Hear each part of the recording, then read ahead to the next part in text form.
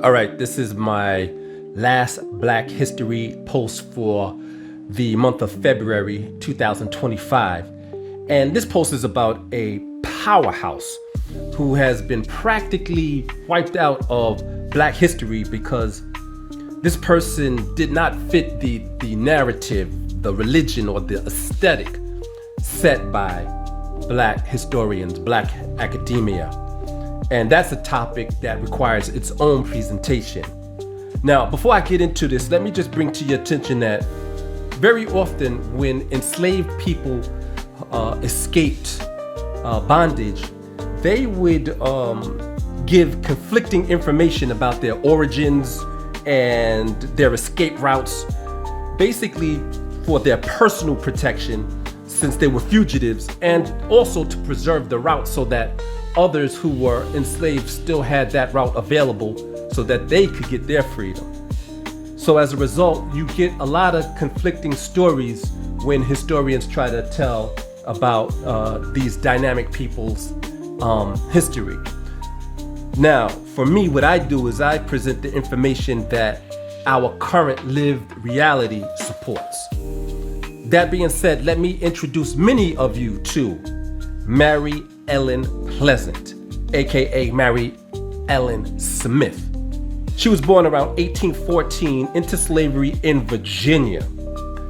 She was more likely what they call Melungeon, Appalachian. She did domestic work when she was enslaved.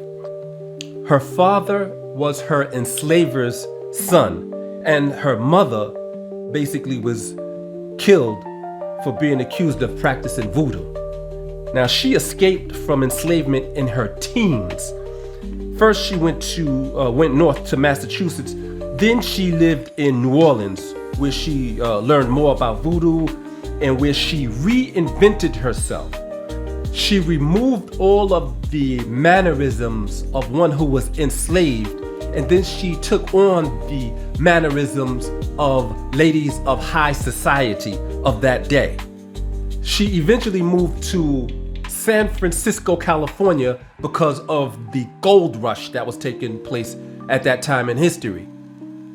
When she got to San Francisco, she immediately got involved in the abolitionist movement in San Francisco. And she would use her ability to pass as a white woman to assist enslaved Black people get their freedom through the Underground Railroad. Now, here's where her story becomes more interesting. By her being engaged in the abolition movement, she was able to see opportunities, business opportunities, that others didn't see.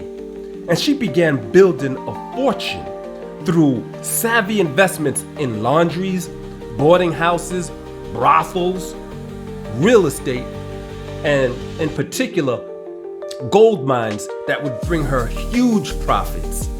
She had a large portfolio of other businesses, and she would skillfully present as a white woman of high society or as a Black domestic worker, depending on how the business or the abolitionist situation required of her.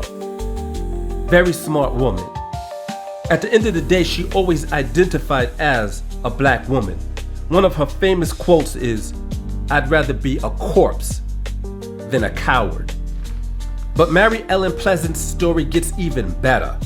While she was freeing enslaved Black Americans, she became a multi-millionaire, a philanthropist, and a civil rights activist. Mary Ellen Pleasant amassed a fortune estimated at over $30 million in today's dollars. She was a pioneer of doing very well while doing good. Let me bring to your attention that Mary Ellen Pleasant became a multi-millionaire decades before Madam C.J. Walker, who was also an outstanding person. But Mary Ellen Pleasant was wiped out of Black history. Mary Ellen Pleasant used her money to support many Black causes, as well as the militant abolitionist John Brown, whose story is amazing in and of itself. She provided information to John Brown, logistical and financial aid to John Brown.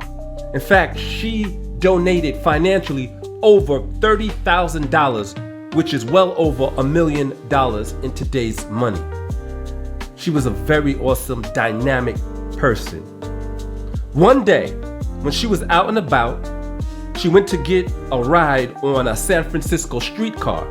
And at the time, Black Americans were not allowed to ride on streetcars in San Francisco. Someone on that streetcar recognized her and revealed that she was a Black woman, and she was denied access to that streetcar. Mary Ellen Pleasant sued that streetcar company and won a landmark lawsuit, Pleasant v. North Beach and Mission Railroad Company. This case set early precedent for the civil rights. And again, she did this long before Rosa Parks refused to give up her seat to a white person on a bus. But again, Mary Ellen Pleasant was wiped out of Black history. She continued her activism, her philanthropy, supporting Black communities and civil rights causes, but she began to face increasing backlash from so-called friends and, of course, from racists due to her success, influence, and beliefs.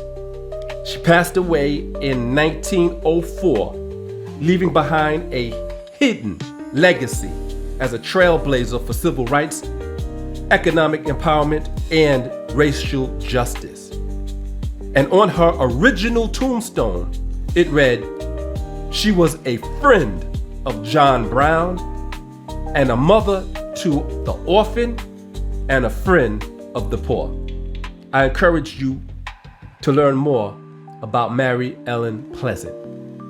New Being 1619, we innovate or we dissipate. Peace.